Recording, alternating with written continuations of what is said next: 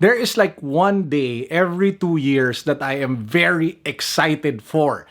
And it is a day that I get an SMS from my Smart Infinity like relationship manager. It's like a smart postpaid plan that I'm up for retention. So what does retention mean? It basically is an offer from the telco asking you to recontract for an additional X amount of years, usually 2, and you get like a free phone for your recontracting with the company. So my plan has always been unlimited data. So it is one of the top tier plans of Smart Infinity postpaid. And I love it primarily because ang lakas ng LTE signal where I live here in Green Hills. But anyway, my point is, they sent me my new phone today. Super excited, really excited for this device. And I wanna unbox it with you guys today. Let's go.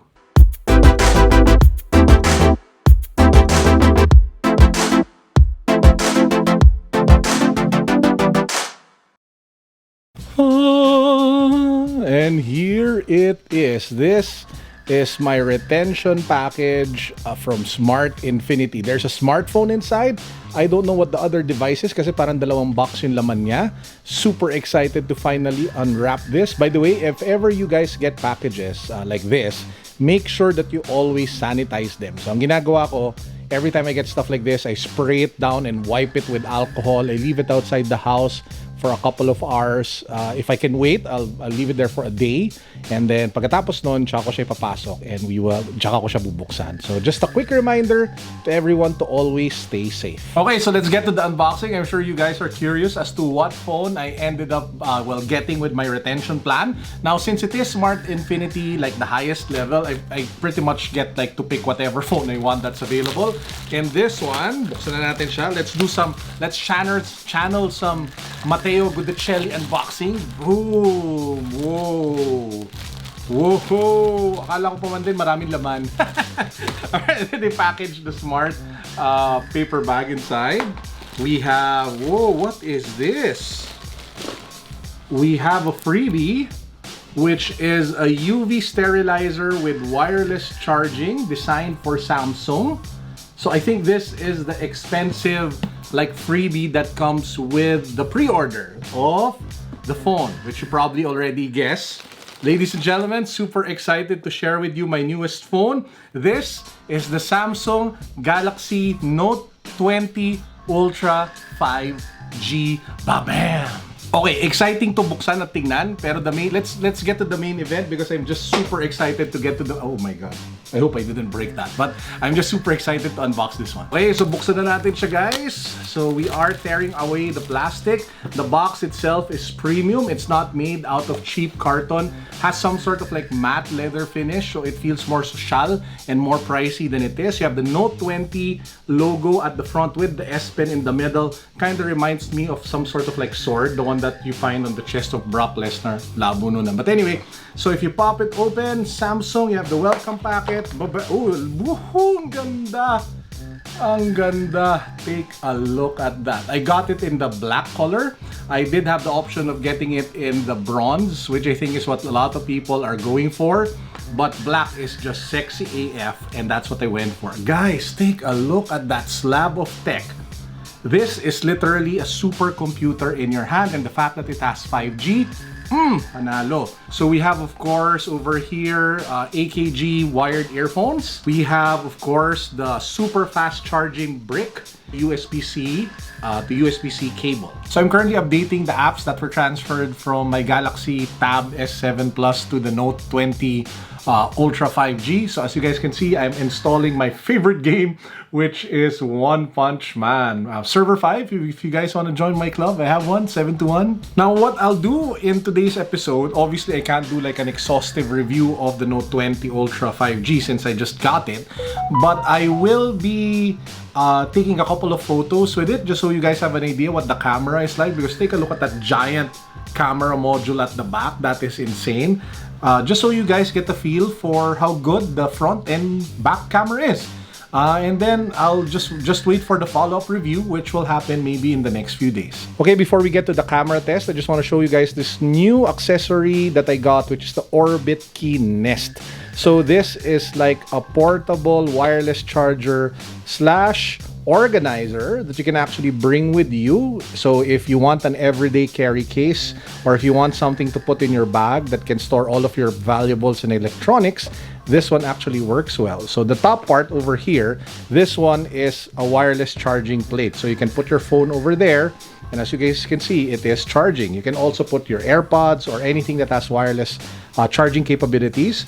You can put whatever you want to put here, some sort of like valet for whatever accessories or electronics that you have. And again, if you pop it open, you have multiple compartments. You can actually rearrange this because it is made out of Velcro.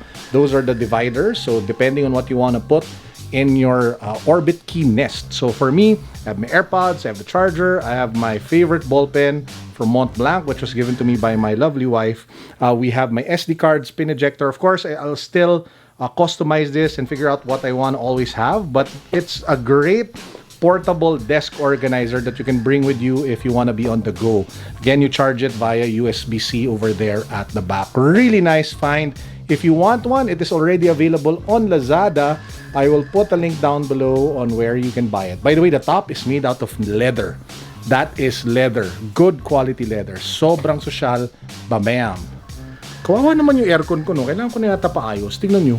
Ano yun? Okay, so we just finished taking a bunch of photos using the Galaxy Note 20 Ultra 5G. So let's take a closer look at some of the shots. Now, the first shot I want to show you is a picture of one of our cutest citizens in my condo, which is our cat, Dusty. So as you guys can clearly see, the details of his paw, his beautiful eyes, the fur, everything there, very striking. Everything pops out. Natural bokeh because again of the big sensor that the camera packs. This is another shot of that device to my back. That of course is my life-size Infinity Gauntlet from Hot Toys. And if you take a closer look at the shot, all the small details, the imperfections, the flaws of the gauntlet can be clearly seen. The colors are popping, the saturation is there, the sharpness is there. Really amazing quality shot from the phone. Now, if there is one weakness, which a lot of phones have, especially if you just set it to automatic and you don't go pro mode, is that when there is intense light, there's a tendency for the colors to wash out. As you can see in this photo that I have of Naruto, the orange isn't as strong, and you could clearly see the overexposure or the washing out that's happening along the edges and even on the face of the toy. Next, we have this gorgeous ultra-wide shot outside my balcony. The sun is in full blast, which goes to show that the camera is kind of impressive because it still was able to get a lot of the details of the landscape, the buildings, as well as the photos of the roofs and all the details of the other elements in the street. Speaking of the street, I want to show you guys how the 10x shot looks like. This is the wide angle shot taking a look at the street just across us with the Jollibee restaurant. I did 10x zoom and I was able to actually make out almost in good detail the two motorcycle riders side by side, one in black and orange, one in black and in red. If you're going to use the zoom shots of phones like this one, up to 10x is good. Anything above that, usually the noise starts to kick in and it's not as nice anymore. In terms of selfies, I have a shot over here of me doing pa-cute with the peace sign, so the beautification in full effect. And then we also have a shot of me and my wife over here, same effect. Love the colors, love the pop, love the smoothing of the flaws. So beautification, win. So overall, I'm definitely impressed with the camera of the Note 20 Ultra 5G. That's one of the reasons why I picked it up, because I was looking for like a backup camera for my Instagram account, as well as a backup camera for vlogging in general. So that will be the role of this bad boy, apart from being, of course, a primary productivity tool. Now, the main reason why I got the Note 20 Ultra 5G is because of the S Pen. I love the S Pen. That's the reason why I got the Tab S7 Plus tab over there. And I love the fact that Samsung Notes actually syncs across different devices. So if I write something here, it will appear over there. And if I write something there, it appears over here.